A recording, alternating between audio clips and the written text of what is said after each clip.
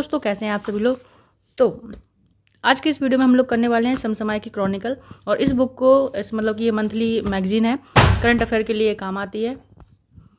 और ये अभी जून मंथ की मैगजीन है, तो इस मैगजीन को कैसे करना है आज हम लोग ये देखने वाले हैं। ठीक है, वैसे तो आप सभी लोग ऐसे पढ़ते हैं कि ये बुक खोली, उसमें से कोई चैप्टर देख लिया और पढ़ना चालू कर दिया। ठीक है, लेकिन अब क्या हो अगर कि हम एक टॉपिक पढ़े और उसके बाद में उसके एमसीक्यू करने को मिल जाए, मज़ा आ जाएगा ना। मतलब कि वो चैप्टर आप भूलेंगे नहीं, वो टॉपिक आप भूलेंगे नहीं। तो इस वीडियो में ये मतलब मुझे लगता है कि यूट्यूब पे पहली ऐसी वीडियो होगी जो इस तरह की आने वाली होगी इस बुक को लेकर। ठीक है, तो इस वीडियो में हम लोग सबसे पहले करने वाले हैं राज्य समाचार, जिसमें हम देखेंगे उत्तर प्रदेश करंट अफेयर का स्पेशल टॉपिक। इस टॉपिक को करने के बाद में इसके कम से कम 2 से 3 एमसीक्यू हम देखेंगे। तो ये चीज़ जो है ना आपके दिमाग में एकदम फिट हो जाएगी, आप भूलने पर भी नहीं भूल पाओगे। और इस बुक में से, इस मैगजीन में से मैं हर मंथ की मैगजीन में से सिर्फ 2 चैप्टर करवाऊंगी। एक राज्य समाचार होगा जो कि यूपी का होगा, और दूसरा रहेगा अपना ये राष्ट्रीय, हाँ ये राष्ट्रीय लेवल का। ठीक है, तो नेशनल और उत्तर प्रदेश स्पेशल, ये दोनों मैं करवाऊंगी आने वाली वीडियोस में। तो अभी आज की जो वीडियो है उसमें हम देखने वाले हैं आज का राज्य स्पेशल, जिसमें मैं ये वाला टॉपिक, उत्तर प्रदेश में लिथियम बैटरी रिसाइकलिंग सुविधा का उद्घाटन, ये वाला, और दूसरा ये वाला, ये 2 टॉपिक और इनके 2-2 3-3 एमसीक्यू आज की इस वीडियो में हम लोग करने वाले हैं। ठीक है, बाकी जो ये और ये जो है और आगे जो यहाँ तक है, ये मतलब 7 टॉपिक हैं यूपी में। तो ये 7 टॉपिक मैं आपको आने वाली वीडियोस में कराऊंगी। और ये वाली वीडियो अगर आप लोगों को पसंद आती है तो कमेंट करके जरूर बताना। एक भी कमेंट आता है ना कि मुझे वीडियो पसंद नहीं, मैं आगे वीडियो और बनाऊंगी। ठीक है, और इसके बाद हम नेशनल वाला देखेंगे। जैसे कि ये नेशनल है, तो नेशनल में भी हम सेम करने वाले हैं। ठीक है, तो पहले हम लोग स्टार्ट करते हैं पहले टॉपिक से अपने क्रॉनिकल का। हम लोग यहाँ पे करने वाले हैं एमसीक्यू स्टाइल होगा इसका। तो पहले हम स्पेशल करने वाले हैं उत्तर प्रदेश स्पेशल का, अपने राज्य का देखेंगे, क्योंकि यूपी पीसीएस के लिए ये मैगजीन कितनी इंपॉर्टेंट है हम सबको पता है। ठीक है, तो जो पहली चीज़ है हमने देखा उत्तर प्रदेश स्पेशल में, तो पहला जो टॉपिक है वो दिया गया है कि उत्तर प्रदेश में लिथियम बैटरी रिसाइकलिंग सुविधा का उद्घाटन हुआ है।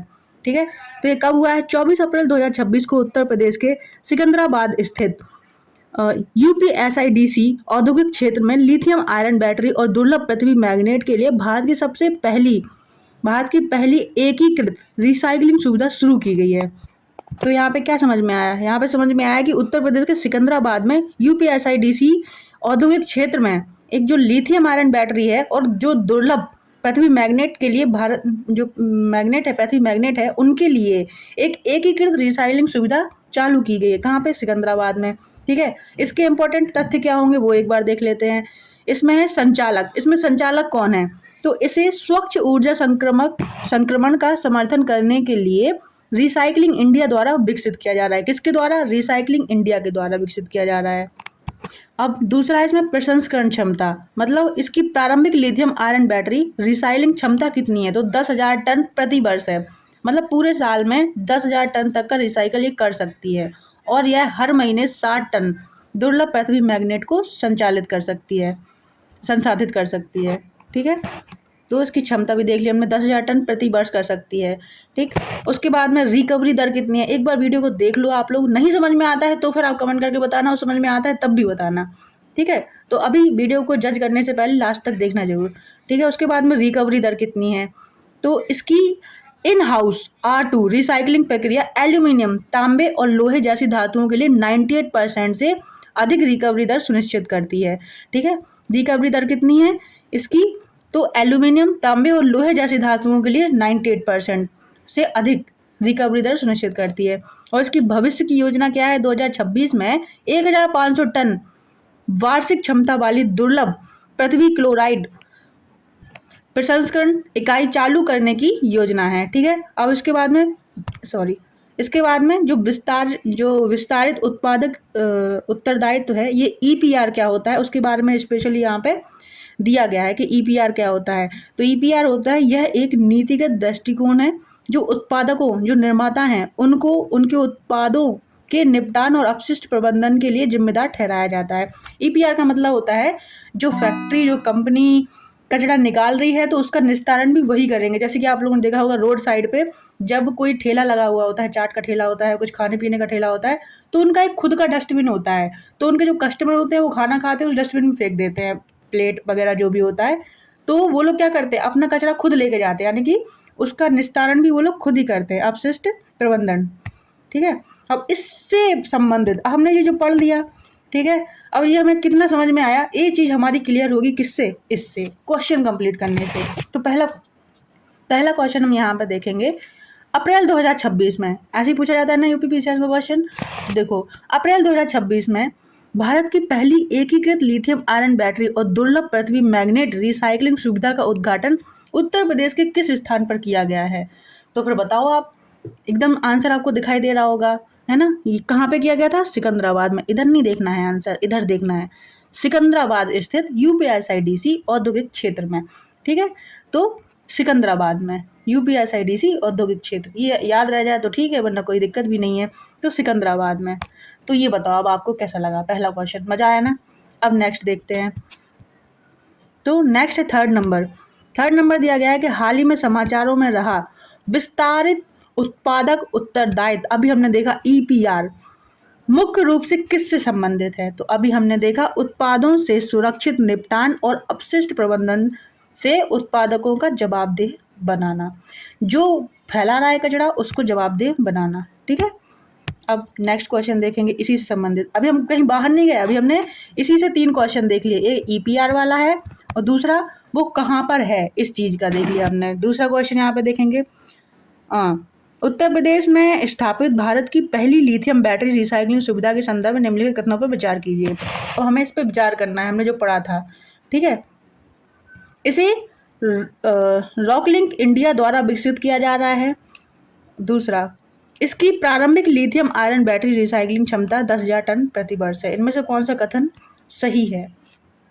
तो हमने जब अपना पढ़ रहे थे यहाँ पर, तो हमने देखा था इसे किसके द्वारा बनाया जा रहा था, किसके द्वारा? रॉकलिंक इंडिया के द्वारा। किसके द्वारा? रॉकलिंक इंडिया के द्वारा। और इसकी प्रस्तावना क्षमता कितनी थी? 10,000 टन प्रति वर्ष। तो वही हमें ये यहाँ पे बताया जा रहा है।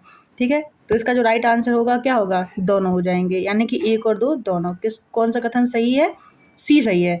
इसे रॉकलिंक इंडिया के द्वारा विकसित किया जा रहा है। इसकी प्रारंभिक लिथियम आयरन बैटरी रिसाइकलिंग क्षमता 10,000 टन प्रति वर्ष है। ठीक है, आई होप कि आप लोगों को मजा आया होगा। ठीक, और एक क्वेश्चन और इसी से संबंधित देख लेते हैं, जो ईपीआर था, जो ऐसे करके दिया गया था उसमें। तो हाल ही में समाचारों में रहा विस्तारित उत्पादक उत्तरदायित्व ईपीआर मुख्य रूप से किससे संबंधित है? तो अभी हमने देखा था उत्पादों को सुरक्षित निपटान और अपशिष्ट प्रबंधन के उत्पादों को जवाबदेह बनाना। ठीक है, यहाँ तक समझ में आया? मजा आया कि नहीं आया? मजा आया तो वीडियो को लाइक करो, चैनल को सब्सक्राइब करो और कमेंट करके जरूर बताओ कि ये वीडियो मैं आगे और लेकर आऊँ या फिर रहने दूँ। ठीक है, अगला है आपका बारहसिंगा वन्यजीव अभ्यारण्य के समीप इको सेंसिटिव जोन बारहसिंगा वन्यजीव अभ्यारण्य के आसपास। ठीक है, तो 22 अप्रैल 2026 को पर्यावरण, वन और जलवायु परिवर्तन मंत्रालय ने उत्तर प्रदेश में बारहसिंगा वन्यजीव अभ्यारण्य के आसपास 408.7 वर्ग किलोमीटर का इकोसिस्टम जोन अधिसूचित किया है। कितने का? कहाँ पे किया है? जलवायु परिवर्तन मंत्रालय ने किया है उत्तर प्रदेश के बारहसिंगा वन्यजीव अभ्यारण्य के आसपास। ठीक है, किसने किया है? जलवायु परिवर्तन मंत्रालय ने। अब इसके इम्पोर्टेंट पॉइंट क्या हो जाएंगे? कवरेज, ये कितना जिला जो है कितनी उसको कवर करता है। यह ESG 5 जिलों के 307 गांव तक फैला है। इको सेंसिटिव जोन जो है, यह ESG मतलब eco sensitive zone, ESG eco sensitive zone जो है, सॉरी जी नहीं जेड, हाँ, तो ये क्या है आपका ESZ 5 जिलों के 307 गांवों तक फैला है। अब वो 5 जिले कौन कौन से हैं? जिसमें मुजफ्फरनगर, बिजनौर, ये कितना एरिया है याद करने की जरूरत नहीं है, बस इतना याद करो कि कौन कौन से जिले हैं। मुजफ्फरनगर, बिजनौर, मेरठ, हापुड़ और अमरोहा ये शामिल हैं। ठीक है, इसके बाद में वन्यजीव विविधता क्या है? इस अभ्यारण्य में 41 स्तनधारी, 373 पक्षी, 36 सरीसृप जमीन पर चलने वाले, 10 उभयचर जमीन पर चलने वाले और हवा में उड़ने वाले उभयचर, और 79 मछली प्रजातियां निवास करती हैं। ठीक है, तो ये इसकी विविधता है। इस वन्यजीव अभ्यारण्य में क्या क्या है, वो इसकी विविधता है ये यहाँ पर। ठीक है, वनस्पति, कौन कौन सी वनस्पति है यहाँ? 81 औषधीय पौधे सहित 280 से अधिक पौधों की प्रजातियां भी मौजूद है। ठीक, अब इसके बाद में बताया जा रहा है कि ESG क्या होता है, जो इको सेंसिटिव जोन है वो क्या होते हैं। तो ये राष्ट्रीय उद्यानों और वन्यजीव अभयारण्यों के चारों ओर घोषित शॉक एब्जॉर्बर्स होते हैं, यानी कि मेन कोर जो मेन जोन है उसमें कुछ हो उससे पहले इन जगहों पर ऐसे कि एक बना लेते हैं। यहाँ पे 1 2 3 ये लेयर हमने बना ली। ये जो है हमारा कोर है। जो कुछ भी है ये सब जो वन्यजीव विविधता और वनस्पतियाँ वो सब कहाँ है, इस बीच वाले में है। लेकिन हम बना दें इको सेंसिटिव जोन, लेकिन कोई अगर यहाँ पे आ जाए इस लाइन पे तो इन पक्षियों को, पशुओं को, इन पौधों को कुछ ना कुछ नुकसान तो होगा ना। तो ये है इको सेंसिटिव जोन, इसको बना दिया, और ये इसको बना दिया इको सेंसिटिव जोन ESZ। तो ये क्या है, कुछ भी होगा इस चीज़ को, बीच वाले को कुछ भी होगा उससे पहले पूरा शॉक किसको लगेगा, इस बाहर वाले को। ठीक है, कुछ भी होगा ये बाहर वाला देख लेगा, उसके बाद में ये वाला लेयर देखेगा, फिर जाके इसको कुछ होगा। तो इन्हें क्या कहा जाता है, ऐसे शॉक एब्जॉर्बर्स। क्या बोलते हैं, शॉक एब्जॉर्बर्स। ठीक है, आगे देखेंगे, जिनका उद्देश्य अत्यधिक मानवीय गतिविधियों और औद्योगिक प्रदूषण को रोककर नाजुक परिस्थिति तंत्र को संरक्षित करना है। ठीक है, वही बात जो मैंने अभी बताई। अब इससे संबंधित हम क्वेश्चन करने वाले हैं, मजा आएगा एकदम ही। बताओ, ये वाला क्वेश्चन बताओ, बारहसिंगा वन्यजीव अभ्यारण्य के आसपास घोषित इको सेंसिटिव जोन ESZ के संबंध में निम्नलिखित कथनों पर विचार कीजिए। ठीक है, केंद्रीय पर्यावरण, वन और जलवायु परिवर्तन मंत्रालय द्वारा अप्रैल 2026 में इसके आसपास 408.7 वर्ग किलोमीटर क्षेत्र को ESZ अधिसूचित किया गया है। तो आप यहाँ पे इस लाइन को देख सकते हैं, कॉपी करके एकदम बढ़िया से क्वेश्चन बनाया गया है। ठीक है, कौन सा मंत्रालय, पर्यावरण, वन और जलवायु मंत्रालय। ठीक है, ये यहाँ पे, और इसके आसपास कितने वर्ग किलोमीटर का इको सेंसिटिव जोन था वो भी आपने यहाँ पर देख लिया, तो ये सही हो जाएगा। ठीक है, यह eco sensitive zone Uttar Pradesh के 5 जिलों और 307 गांवों में फैला हुआ है। एकदम सही है। ठीक है, 5 जिले 307 गांव, इस क्वेश्चन में मैंने एक्स्ट्रा ही दिया ताकि आपको सब याद रहे, पर शायद ही है कि ऐसा कोई क्वेश्चन ऐसा पूछे कि 307 गांव और उनका एरिया पूछ ले। ठीक है, बहुत मुश्किल है कि एरिया पूछ ले, गांव फिर भी पूछ सकता है, जिले पूछ लेगा। ठीक है, तो ये भी आपका यहाँ पे सही हो जाएगा, आप इस वाली लाइन को मैच करके देख सकते हैं। नेक्स्ट है, इस क्षेत्र में बिजनौर जिले का सर्वाधिक क्षेत्रफल को शामिल किया गया है। हाँ, ये चीज़ भी इम्पोर्टेंट थी। ठीक है, कि कौन से जिले के गांव सबसे ज़्यादा लिए गए हैं। तो यहाँ पर डेटा भी दिया गया है, बिजनौर और फिर मुजफ्फरनगर, यानी कि पहले बिजनौर है सबसे ज़्यादा, फिर उसके बाद मुजफ्फरनगर को लिया गया। मेरठ, हापुड़ और अमरोहा का उतना एरिया नहीं लिया गया, इसलिए इनका एरिया भी नहीं लिखा गया है। ठीक है, तो सबसे ज़्यादा मतलब कुछ छूटेगा नहीं आपका। इस वीडियो को करने के बाद में आप जो टॉपिक पढ़ रहे हैं, जैसे कि बारहसिंगा वाला टॉपिक हो गया आपका, आई कैन टेक गारंटी कि आप इसके बाद में करके ही रहोगे। ठीक है, ये यहाँ से क्वेश्चन अगर पूछ लिया जाए तो आप सब बता दोगे, इसमें से क्वेश्चन बाहर नहीं जाएगा जो मैंने बना दिया। ठीक है, और इसके बाद आपको ऐसे याद हो जाएगा ना कि तुम करके आओगे, मतलब नंबर तुम्हारे पक्के हैं अगर यहाँ से क्वेश्चन आ गया तो। ठीक है, और सर्वाधिक, तो इसका जो राइट आंसर हो जाएगा D हो जाएगा, तीनों सही है। ठीक है, अगला क्वेश्चन देखेंगे, हाल ही में समाचारों में रहा अच्छा ये तो पुराना क्वेश्चन आ गया। ये देखो, जिला कवरेज पर आधारित, अब जो दूसरा क्वेश्चन है मैंने जिला कवरेज के आधार पर बनाया कि बारहसिंगा वन्यजीव अभयारण्य जो इको सेंसिटिव जोन है, इसके अंतर्गत उत्तर प्रदेश के कौन कौन से जिला आते नहीं हैं, शामिल नहीं हैं। और एक क्वेश्चन होगा जो जिसमें कौन कौन से जिले आते हैं। तो 5 जिले हम लोगों ने देखे थे, मेरठ, गाजियाबाद नहीं है, हापुड़ है, अमरोहा है। ठीक है, तो अब नेक्स्ट क्वेश्चन देखेंगे। नेक्स्ट क्वेश्चन है यहाँ पे, 4 अप्रैल 2026 को पर्यावरण, वन और जलवायु परिवर्तन मंत्रालय द्वारा अधिसूचित बारहसिंगा वन्यजीव अभयारण्य eco sensitive zone Uttar Pradesh के किन जिलों में फैला हुआ है, या फिर कितने जिलों में फैला हुआ है। तो ये 5 जिलों में फैला हुआ है, हमने देखा था, मुजफ्फरनगर, बिजनौर, मेरठ, हापुड़ और अमरोहा। ठीक है, ये क्वेश्चन हो गया। नेक्स्ट क्वेश्चन है, इको सेंसिटिव जोन ESZ के संदर्भ में शॉक एब्जॉर्बर्स का क्षेत्र मुख्य रूप से उसका उद्देश्य क्या होता है। जो शॉक एब्जॉर्बर होते हैं उनका मुख्य रूप से उद्देश्य क्या होता है। तो क्या वो अभयारण्यों के भीतर पर्यटन और वाणिज्यिक गतिविधियों को बढ़ावा देते हैं, तो बिल्कुल ही नहीं करते हैं। दूसरा है, अत्यधिक मानवीय गतिविधियों और औद्योगिक प्रदूषण को रोककर नाजुक पारिस्थितिक तंत्र को संरक्षित करते हैं, तो यही वाला सही है।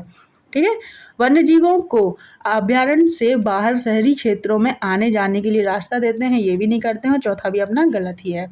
ठीक है, तो यहाँ पे जो राइट आंसर हो जाएगा ऑप्शन B हो जाएगा। ठीक है, नेक्स्ट यहाँ पे कुछ भी नहीं है। वीडियो आप लोगों को अच्छी लगी हो तो चैनल को सब्सक्राइब करना, वीडियो को लाइक करना, एक कमेंट करके ज़रूर बताना, क्योंकि देखो मेरा चैनल नया है तो मुझे नहीं पता चलता है कि मेरी वीडियो कहाँ कहाँ जा रही है। और अगर आप लोगों तक वीडियो जा रही है तो एक बार मुझे ना कमेंट में अपना ज़िला और ज़रूर कमेंट करके बताना कि मेरी वीडियो कहाँ तक पहुँची और आपको कैसी लगी, ये कंटेंट पसंद आया कि नहीं, चीज़ पसंद आ रही है कि नहीं, इसके बारे में भी ज़रूर बताना। तो मिलते हैं आप लोगों से नेक्स्ट वीडियो में। टाटा बाय, राधे राधे, जय हिंद।